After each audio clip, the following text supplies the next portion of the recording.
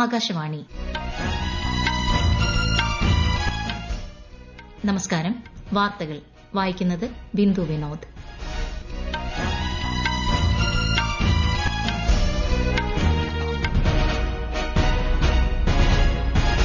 പ്രധാന വാർത്തകൾ. വികസിത ഭാരതം ലക്ഷ്യമിട്ടുള്ള കേന്ദ്ര ബജറ്റ് ധനമന്ത്രി നിർമ്മല സീതാരാമൻ പാർലമെന്റിൽ അവതരിപ്പിച്ചു. കൃഷി, എംഎസ്എംഇ, നിക്ഷേപം, കയറ്റുമതി ഉൾപ്പെടെ 10 മേഖലകൾക്ക് പ്രത്യേക പരിഗണന. ഭക്ഷ്യധാന്യ രംഗത്ത് സ്വയം പര്യാപ്തത ഉറപ്പാക്കാൻ 6 വർഷം നീളുന്ന പരിപാടി.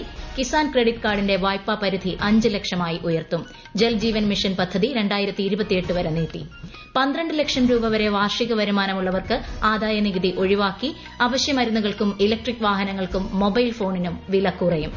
ജനങ്ങളുടെ അഭിലാഷങ്ങൾ സാക്ഷാത്കരിക്കാനുള്ള കേന്ദ്ര സർക്കാരിന്റെ പ്രതിജ്ഞാബദ്ധത വ്യക്തമാക്കുന്ന ബജറ്റെന്ന് പ്രധാനമന്ത്രി നരേന്ദ്രമോദി. ഇടത്തരക്കാർക്കും യുവജനങ്ങൾക്കുമായി യാതൊരു പ്രഖ്യാപനവുമില്ലെന്ന് പ്രതിപക്ഷം. 38ാമത് ദേശീയ ഗെയിംസിൽ കേരളത്തിന് ഇന്ന് 3 സ്വർണം. വാർത്തകൾ വിശദമായി. രാജ്യത്തിന്റെ സാമ്പത്തിക വളർച്ചയും സമഗ്ര വികസനവും ലക്ഷ്യമിടുന്ന കേന്ദ്ര ബജറ്റ് ധനമന്ത്രി നിർമ്മല സീതാരാമൻ പാർലമെന്റിൽ അവതരിപ്പിച്ചു. കാർഷിക മേഖലയ്ക്ക് പ്രത്യേക പ്രാധാന്യം നൽകുന്ന ബജറ്റ് യുവജനങ്ങളുടെയും വനിതകളുടെയും മധ്യവർഗ്ഗത്തിന്റെയും ക്ഷേമം ലക്ഷ്യമിടുന്നു. വികസിത ഭാരതത്തിനായി 10 മേഖലകൾ കേന്ദ്രീകരിച്ചുള്ള സമൂല വികസനമാണ് ബജറ്റ് മുന്നോട്ട് വയ്ക്കുന്നത്. അടുത്ത 5 വർഷം രാജ്യത്തിന്റെ സാമ്പത്തിക വളർച്ചയ്ക്ക് അനുകൂലമായ അന്തരീക്ഷമാണുള്ളതെന്ന് ധനമന്ത്രി വ്യക്തമാക്കി. നികുതി, നഗരവികസനം, ഖനനം, സാമ്പത്തിക മേഖല, ഊർജ്ജം, നിയന്ത്രണ സംവിധാനങ്ങൾ എന്നിങ്ങനെ പ്രധാനപ്പെട്ട 6 മേഖലകളിലെ പരിഷ്കരണമാണ് ബജറ്റ് വിഭാവനം ചെയ്യുന്നത്. കാർഷിക മേഖലയുടെ അഭിവൃദ്ധിക്ക് പ്രത്യേക പ്രാധാന്യമാണ് കേന്ദ്ര ബജറ്റ് നൽകുന്നത്. കിസാൻ ക്രെഡിറ്റ് കാർഡിന്റെ വായ്പാ പരിധി 3 ലക്ഷത്തിൽ നിന്നും 5 ലക്ഷമായി ഉയർത്തും. കുറഞ്ഞ വിളവ് ലഭിക്കുന്ന 100 ജില്ലകളിൽ PM ധൻധാന്യ കൃഷി യോജന നടപ്പാക്കുമെന്നും ധനമന്ത്രി പറഞ്ഞു. Government will undertake a Prime Minister Dhan Dhanya Krishi Yojana in partnership with states. Through the convergence of existing schemes and specialized measures, the program will cover 100 districts with low productivity, moderate crop intensity and below average credit parameters. This program is likely to help 1.7 crore farmers. ഭക്ഷ്യധാന്യ രംഗത്ത് സ്വയം പര്യാപ്തത ഉറപ്പാക്കാൻ 6 വർഷം നീളുന്ന പരിപാടിക്ക് തുടക്കം കുറിക്കും.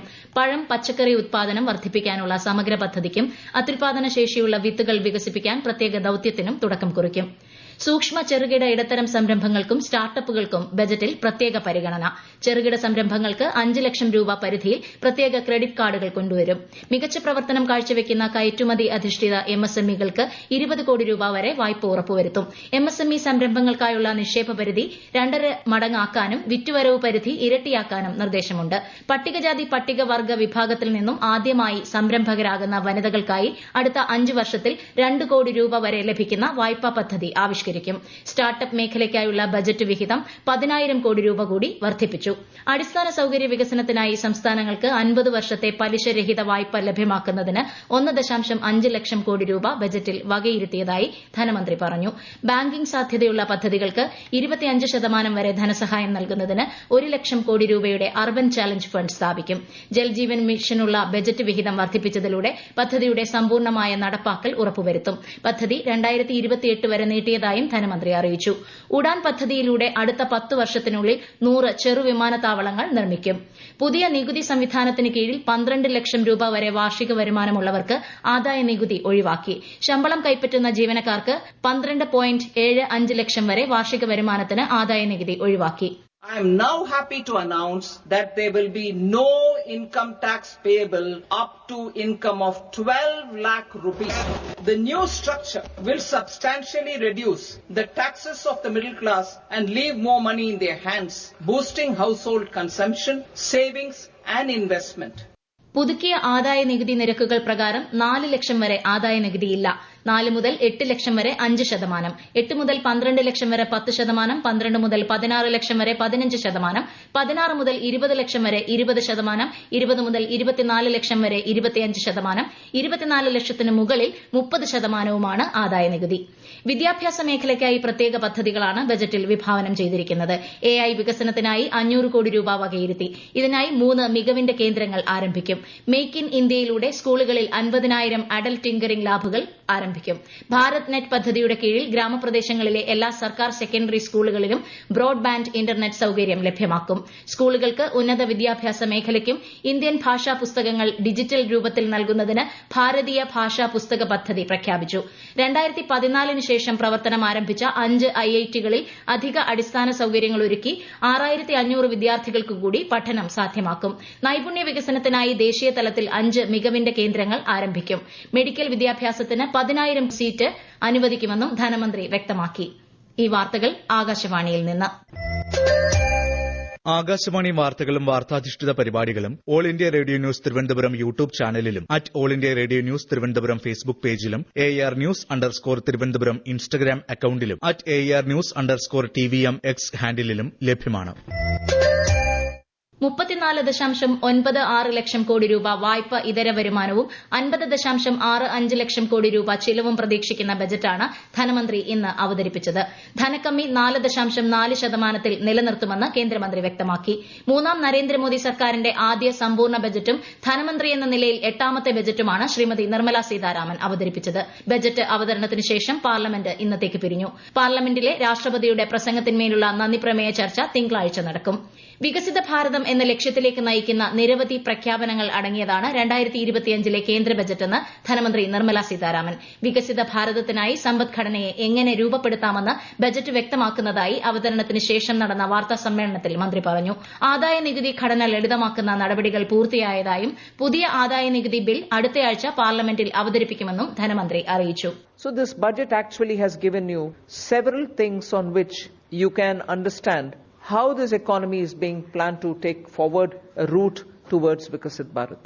It's a very responsive government. And as a result, the income tax simplification, which I announced in July, is already completed in its works and it will be coming into the parliament next week. പൊതുസമൂഹത്തിന്റെ ആവശ്യങ്ങളോട് അനുഭാവപൂർവമായ നിലപാടാണ് നരേന്ദ്രമോദി സർക്കാരിനുള്ളതെന്നും ശ്രീമതി നിർമ്മല സീതാരാമൻ വ്യക്തമാക്കി. അവശ്യമരുന്നുകൾ, mobile ഫോണുകൾ, electric ഉപകരണങ്ങൾ, electric വാഹനങ്ങൾ എന്നിവയ്ക്ക് വില കുറയും. Jacket, shoes, belt, purse, മത്സ്യോൽപ്പന്നങ്ങൾ എന്നിവയുടെ വിലയും കുറയും. അതേസമയം ഫ്ളാറ്റ് സ്ക്രീൻ TV, നെയ്ത്തുൽപ്പന്നങ്ങൾ എന്നിവയുടെ വില ഉയരും. ക്യാൻസർ ഉൾപ്പെടെയുള്ള ഗുരുതര രോഗബാധിതർക്ക് ആശ്വാസമായി 36 ജീവൻ രക്ഷാ മരുന്നുകൾക്ക് കൂടി കസ്റ്റംസ് തീരുവ പൂർണ്ണമായും ഒഴിവാക്കുമെന്ന് ധനമന്ത്രി. ഫാർമസ്യൂട്ടിക്കൽ കമ്പനികൾ നടത്തുന്ന രോഗി സഹായ പദ്ധതികൾക്ക് കീഴിലുള്ള മരുന്നുകൾ അവ രോഗികൾക്ക് സൌജന്യമായി നൽകുമെങ്കിൽ തീരുവയിൽ നിന്ന് പൂർണ്ണമായും ഒഴിവാക്കുമെന്നും ധനമന്ത്രി വ്യക്തമാക്കി. To provide relief to patients, particularly those suffering from cancer, rare diseases and other severe chronic diseases, I propose to add 36 life-saving drugs and medicines to the list of medicines fully exempted from basic custom duty. 140 കോടി ഇന്ത്യക്കാരുടെ അഭിലാഷങ്ങൾ സാക്ഷാത്കരിക്കാനുള്ള കേന്ദ്ര സർക്കാരിന്റെ പ്രതിബദ്ധത വ്യക്തമാക്കുന്നതാണ് 2025-26 കേന്ദ്ര ബജറ്റെന്ന് പ്രധാനമന്ത്രി നരേന്ദ്രമോദി. എല്ലാ വിഭാഗങ്ങളെയും ബജറ്റിൽ ഉൾക്കൊള്ളിച്ചിട്ടുണ്ടെന്നും സ്വയം പര്യാപ്ത ഇന്ത്യയിലേക്കുള്ള ചൂണ്ടുപലകയാണ് ഈ ബജറ്റെന്നും കേന്ദ്ര ആഭ്യന്തരമന്ത്രി അമിത്ഷാ പ്രതികരിച്ചു. അതേസമയം ബജറ്റിൽ ഇടത്തരക്കാർക്കും യുവാക്കൾക്കുമായി ഒന്നും തന്നെ പ്രഖ്യാപിച്ചിട്ടില്ലെന്ന് പ്രതിപക്ഷം ആരോപിച്ചു. രാജ്യത്തെ സാമ്പത്തിക പ്രതിസന്ധി മറികടക്കാൻ മാതൃകാപരമായ മാറ്റങ്ങളായിരുന്നു ബജറ്റിൽ കൊണ്ടുവരേണ്ടിയിരുന്നതെന്ന് ലോക്സഭാ പ്രതിപക്ഷ നേതാവ് രാഹുൽ ഗാന്ധി പറഞ്ഞു. ജനങ്ങളെ കബളിപ്പിക്കാനുള്ള ശ്രമമാണ് കേന്ദ്ര ബജറ്റെന്ന് രാജ്യസഭാ പ്രതിപക്ഷ നേതാവ് മല്ലികാർജ്ജുൻ ഖാർഗെ പ്രതികരിച്ചു. കേന്ദ്ര ബജറ്റുമായി ബന്ധപ്പെട്ട് ആകാശവാണി തിരുവനന്തപുരം വാർത്താ വിഭാഗം അവതരിപ്പിക്കുന്ന പ്രത്യേക പരിപാടി വാർത്തകൾക്ക് ശേഷം കേൾക്കാം. 38ാമത് ദേശീയ ഗെയിംസിൽ കേരളത്തിന് ഇന്ന് 3 സ്വർണം. നീന്തലിൽ സജൻ പ്രകാശും ഹർഷിത ജയറാമും വുഷുവിൽ K മുഹമ്മദ് ജാസിലുമാണ് ഇന്ന് സ്വർണം നേടിയത്. ഇതോടെ 5 സ്വർണം ഉൾപ്പെടെ 9 മെഡലുകളുമായി ഗെയിംസിൽ 7ാം സ്ഥാനത്താണ് കേരളം. കേരളത്തിന്റെ പ്രധാന ആവശ്യങ്ങളെ ആകെ കേന്ദ്ര ബജറ്റ് നിരാകരിച്ചതായും ഇത് അങ്ങേയറ്റം പ്രതിഷേധാർഹമാണെന്നും മുഖ്യമന്ത്രി പിണറായി വിജയൻ. വയനാട്, വിഴിഞ്ഞം എന്നിവ ബജറ്റ് പരിഗണിച്ചിട്ടില്ലെന്നും മുഖ്യമന്ത്രി പറഞ്ഞു. ബജറ്റ് കേരളത്തിന് നിരാശാജനകമാണെന്ന് പ്രതിപക്ഷ നേതാവ് VD സതീശൻ പ്രതികരിച്ചു.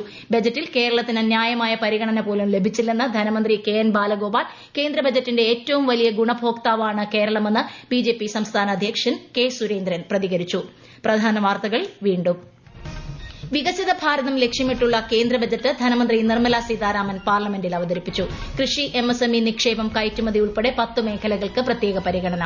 ഭക്ഷ്യധാന്യ രംഗത്ത് സ്വയം പര്യാപ്തത ഉറപ്പാക്കാൻ 6 വർഷം നീളുന്ന പരിപാടി കിസാൻ ക്രെഡിറ്റ് കാർഡിന്റെ വായ്പാ പരിധി 5 ലക്ഷമായി ഉയർത്തും. ജൽജീവൻ മിഷൻ പദ്ധതി 2028 വരെ നീട്ടി. 12 ലക്ഷം രൂപ വരെ വാർഷിക വരുമാനമുള്ളവർക്ക് ആദായ നികുതി ഒഴിവാക്കി. അവശ്യമരുന്നുകൾക്കും ഇലക്ട്രിക് വാഹനങ്ങൾക്കും മൊബൈൽ ഫോണിനും വില കുറയും. ജനങ്ങളുടെ അഭിലാഷങ്ങൾ സാക്ഷാത്കരിക്കാനുള്ള കേന്ദ്ര സർക്കാരിന്റെ പ്രതിജ്ഞാബദ്ധത വ്യക്തമാക്കുന്ന ബജറ്റെന്ന് പ്രധാനമന്ത്രി നരേന്ദ്രമോദി.